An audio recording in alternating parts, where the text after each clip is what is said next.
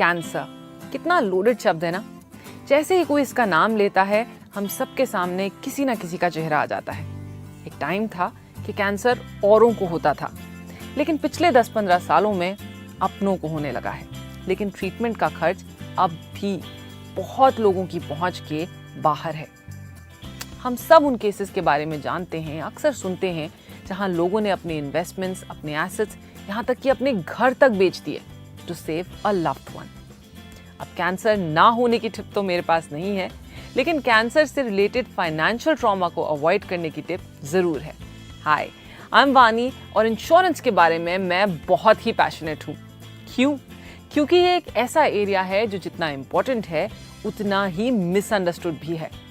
LIC और मैं इस वेब सीरीज के माध्यम से इंश्योरेंस के बारे में कुछ कंफ्यूजन्स दूर करना चाहते हैं। शुरू करें? तो आज की हमारी टिप है कैंसर सर्वाइवल पे, फाइनेंशियली ऑफ कोर्स। सबसे इंपॉर्टेंट चीज जो हमें ध्यान में रखनी है वो है कि हमारे पास बहुत ही लिमिटेड कंट्रोल है इस सिचुएशन में। हम अपनी हेल्थ का अच्छा ध्यान रख सकते हैं, रिस्क फैक्टर्स से दूर रह सकते हैं, लेकिन इसकी कोई गारंटी नहीं कि ये सारे प्रिकॉशंस लेने के बाद भी हम 100% सेफ रहेंगे। हम अपने चांसेस कम जरूर कर सकते हैं, but we can not bring these to zero. आजकल कितनी रिसर्च ऐसी है जो रोजमर्रा की चीजों को कैंसर से लिंक करती हैं, जैसे कि माइक्रोवेव्स, प्लास्टिक बॉटल्स वगैरह वगैरह वगैरह। हमें लगता है कि केवल स्मोकिंग और तंबाकू जैसी जानलेवा आदतों से दूर रहें तो हम कैंसर से भी दूर हैं, मगर अफसोस कि अब ऐसा नहीं है।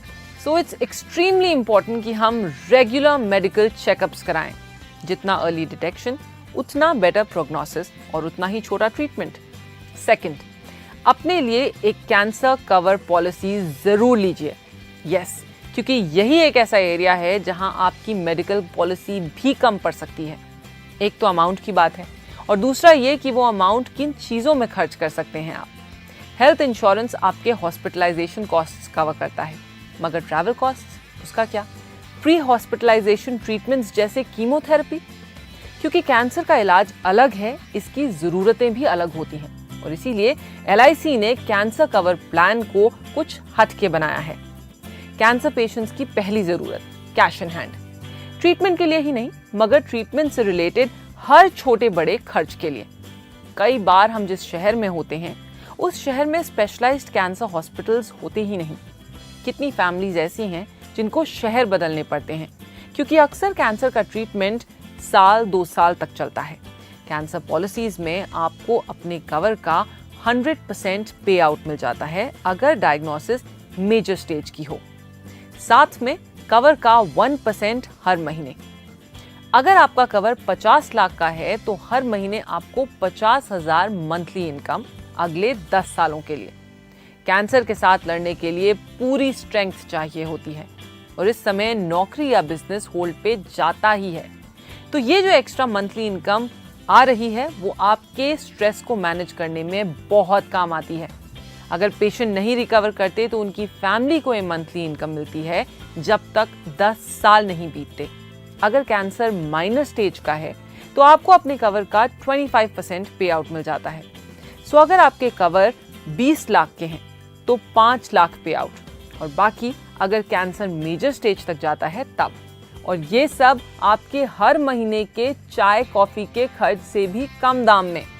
जानते हैं, साल के 3,000 रुपए भी नहीं लगते 25 लाख के कवर के लिए, किसी 30 साल के इंसान के लिए, यानी हर महीने के 250 रुपए से भी कम। कैंसर कवर फैमिली के किसी बुजुर्ग की तरह ही है, समय आने पर पीछे नहीं हटता, और वो सब करते हैं जिनकी जरूरत है, बिना किसी कहासुनी के।